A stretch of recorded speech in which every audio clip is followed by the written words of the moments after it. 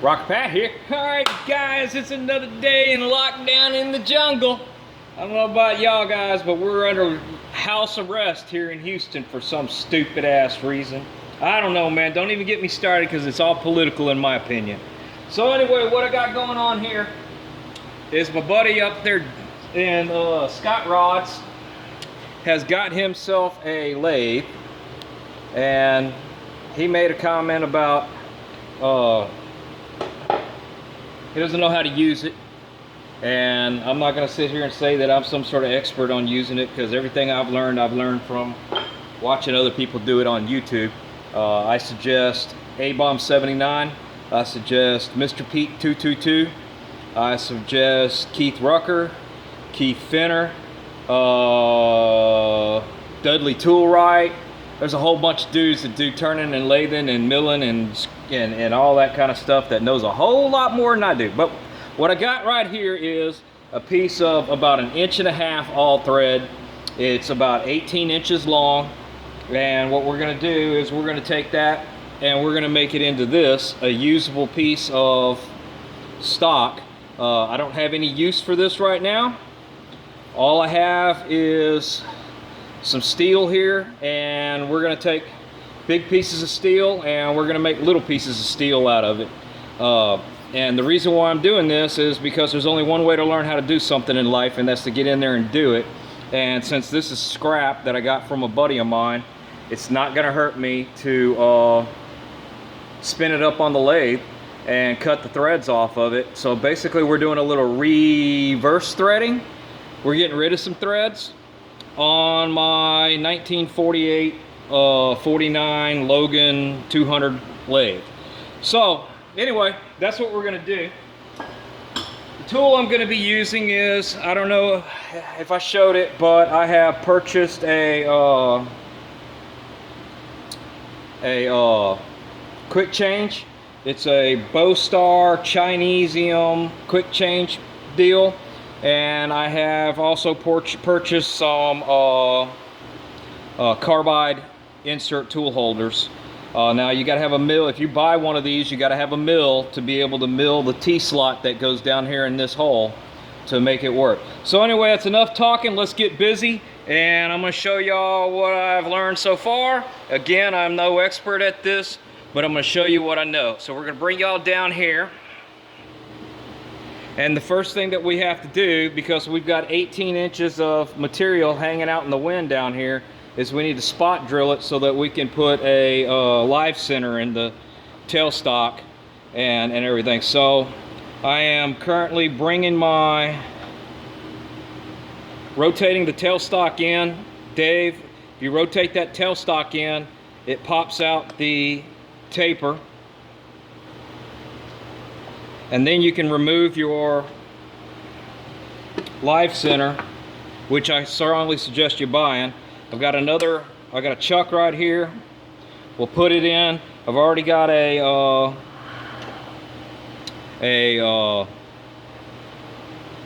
spot drill in there. You're gonna need that so that you can spot drill the end of this.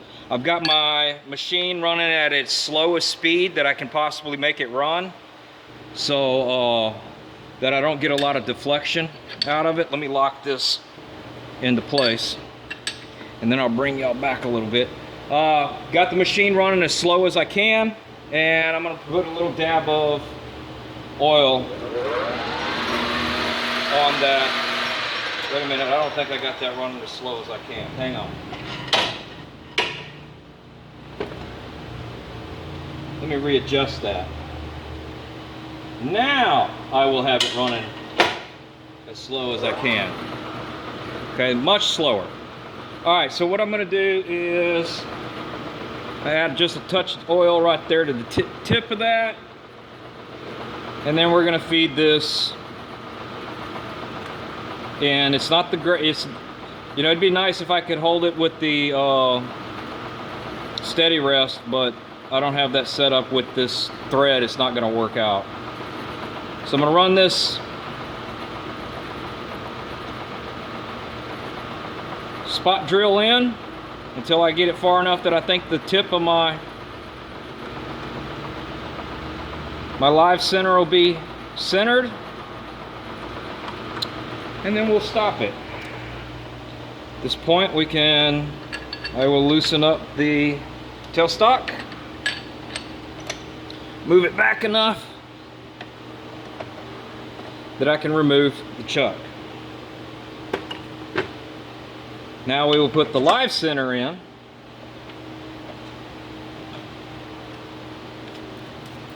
Get the chips out the way.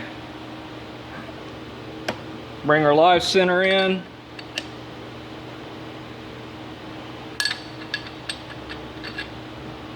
I'm gonna have to move you just a second so I can tighten the tailstock down completely.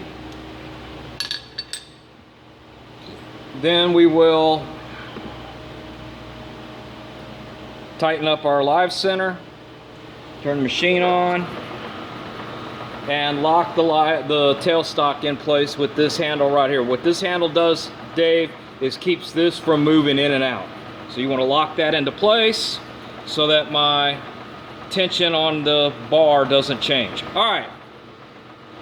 Now this isn't going to cut very fast, so you know, kind of bear with me here. It might be a long video due to the fact that, you know, this thing doesn't have a buttload of horsepower here, so I can't exactly take, you know, uber deep cuts.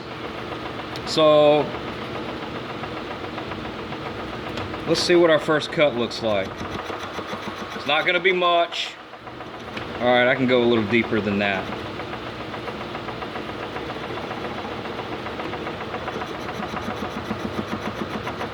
But I'm going to start shaving off the tops of these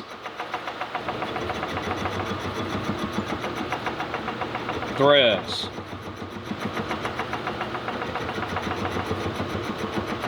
And it's not exactly true yet. That's what we're going to be doing. So this is going to take a little while. I wish I knew how to speed it up. If you know how to speed it up on your computer, feel free to jam it into overdrive. But it does take a little bit of time. Again, my machine doesn't have, you know, uber's amounts of horsepower here, so I can't take really deep cuts. It'll end up stopping it, the belt to start slipping and jump off, and you know, the world will come to the end, and you know, we won't have toilet paper and all that kind of good stuff. This is just mainly a fun little thing to do.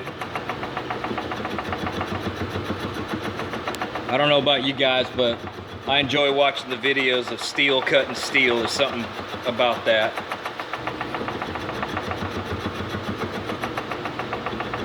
I don't know why, but it just seems therapeutic.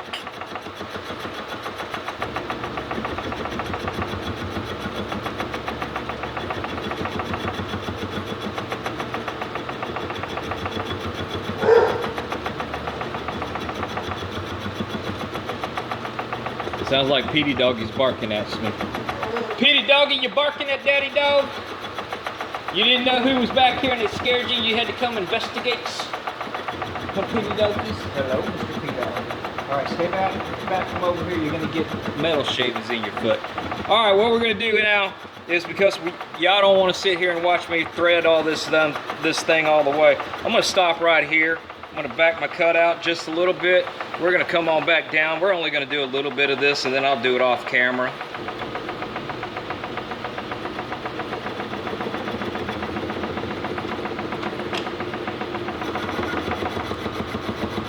We'll take a little bit of a deeper cut this time.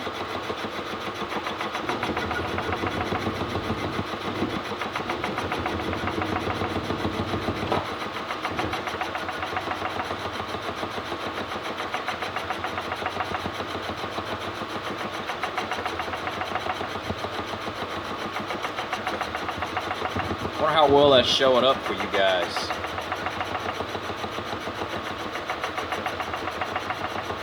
I know the A-bomb, he gets after it.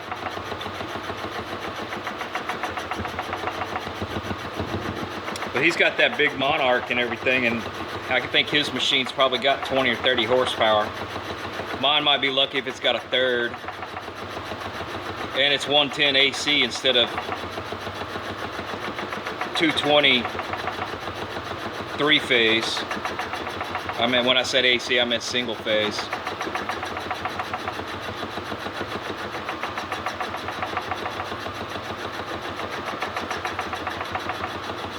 Might try to take a bigger cut.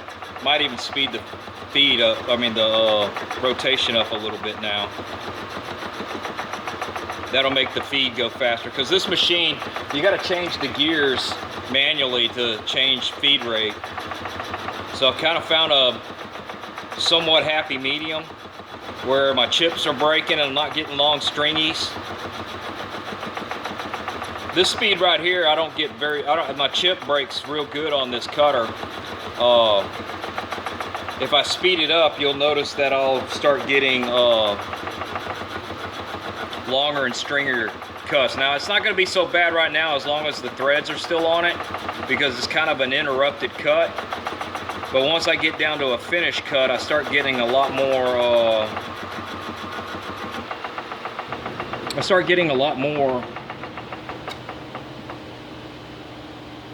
what you call it, strings. All right, I'm gonna try changing this speed to the medium so that maybe it'll cut a little faster for me. So that's a lot faster. It's gonna feed faster now too. So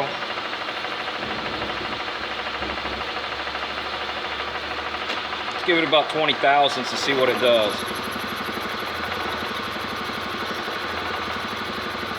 It's still chipping pretty good.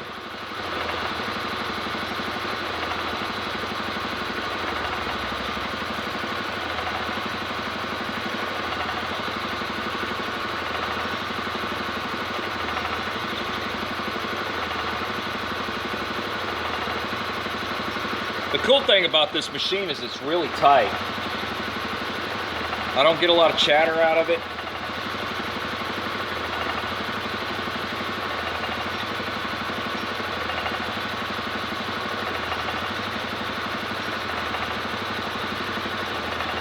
All right, we're at 12 minutes into this video. I'll try to speed it up for you guys.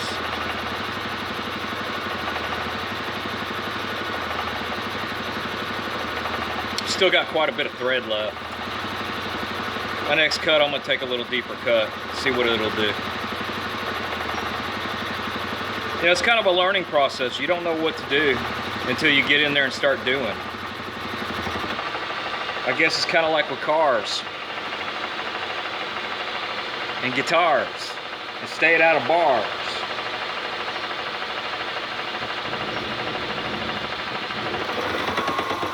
All right, you see how I slowed down? Too much of a cut right there. I have to back that cut out. Machine doesn't like it. It doesn't have enough power to muster on through.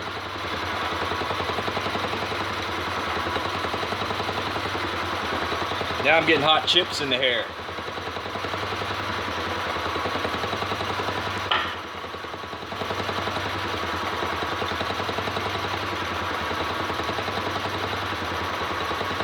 Even right now, it's still running a little heavy on the motor.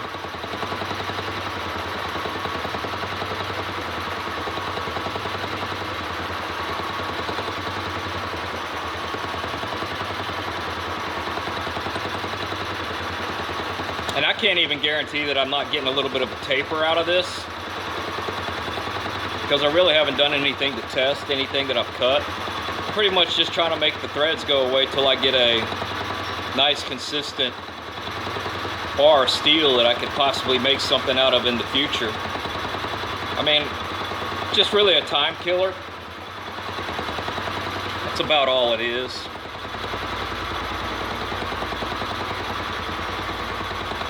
And trying to learn how to use it, what it'll take, what it won't take, what it likes, what it doesn't like. I know where I'm at on that.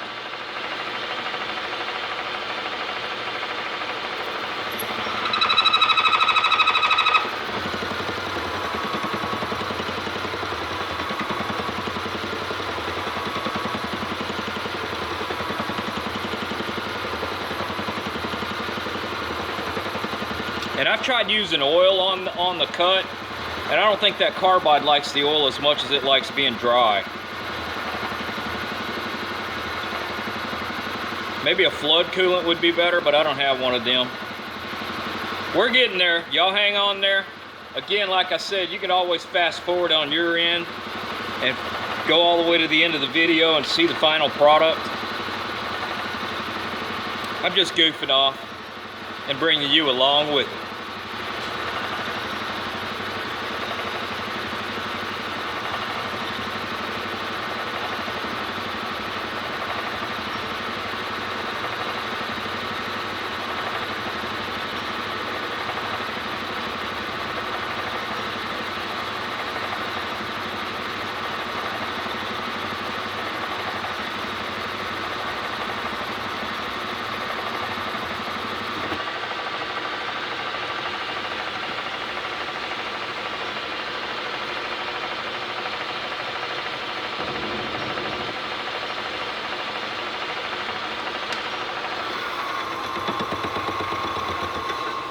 Yep, see what I told you? That ain't good.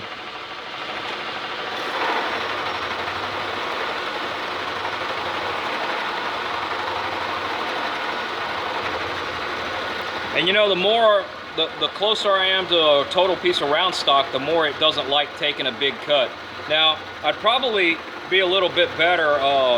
This cutter's what they call a neutral cutter, meaning that it's flat across. If I had one that was a positive, they say that it doesn't do that as bad.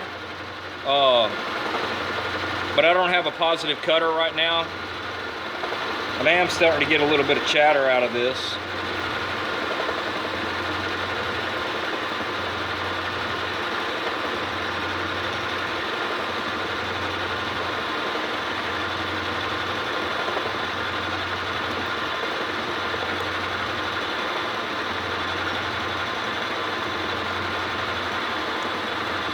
I mean, if I had a really good lathe, this thing would have, you know, powered through this in no time. But hey, man, I'm happy to have what I got. It's better than nothing, and it's certainly better than anything that Harbor Freight would have had. Got a lot of hairy mess on it. I may have damaged that cutter there. Kind of looks like I did. Like maybe I chipped the tooth. Well, we can always try a different cutter. Y'all hang on there. I'm gonna change cutters. Don't worry, I'll put you back where I found you. See, that's the nice thing about that quick change versus what this thing came with from the factory. And now it doesn't want to grip on.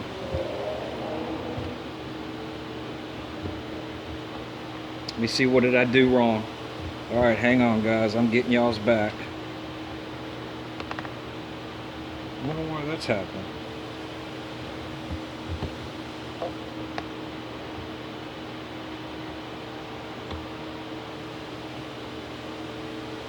There we go. We got you back in there. We're going to try this other cutter here and see what it does. Matter of fact, that's the wrong cutter. I don't need that one. Y'all hang on a second again. This is the one I want.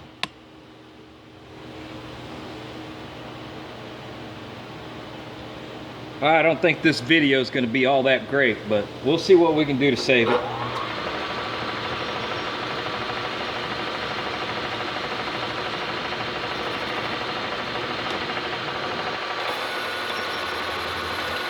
There we go. Now we're starting to cut with grease.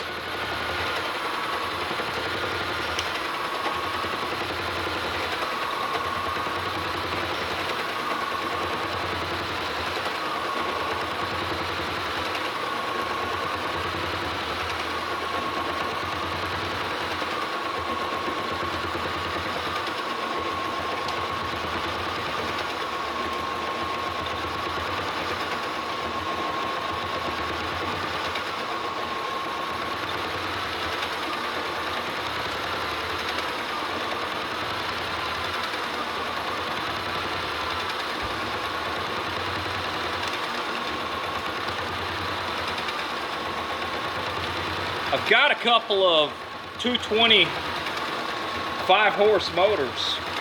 I was thinking about changing this motor over to a 220 5-horser, but I'm a little bit reluctant because I'm a little bit afraid that if I put more horsepower to it, that it might break the lathe. I'm not 100% sure on that. If you guys are still watching after 20 minutes, y'all let me know what you think about that.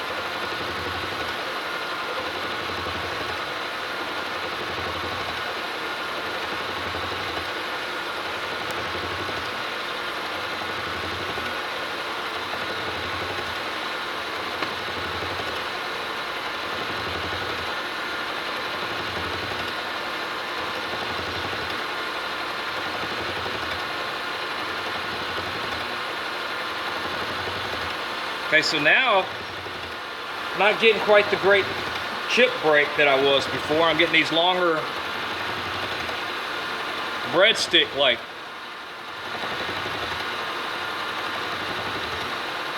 But they're still fine, they're still falling off. They're not twisting around and beating the crap out of me. Because that's what I've got to be careful of, is letting one of these things get away from me and can't turn the machine off because it's flopping sharp ass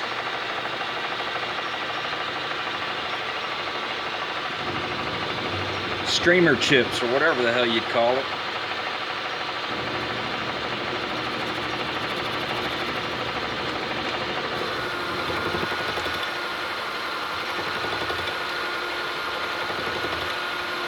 I'm down to taking about 10 thousandths of a depth of cut, which is probably 20 thousandths on the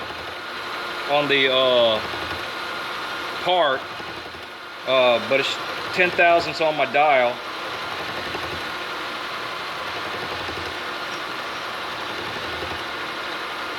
This cutter's cutting pretty good.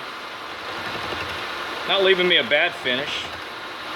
Probably got one more cut and we might break through the threads and all the galvanizing. Like I said, it's just something fun to do. Take a break from working on a car, make a piece of round stock rounder, or de-threading as I like to call it. Because I'm de-threading on my lathe. How to de-thread.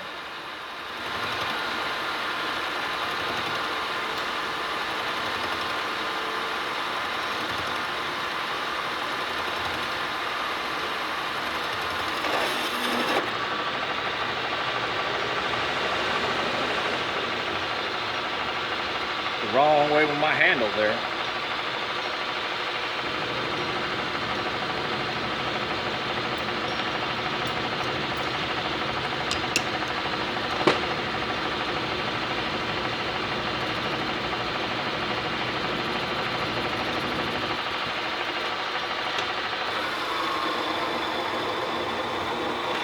Not liking that.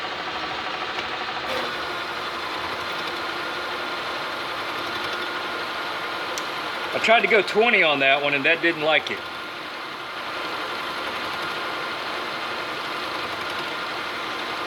That's putting out a pretty good finish.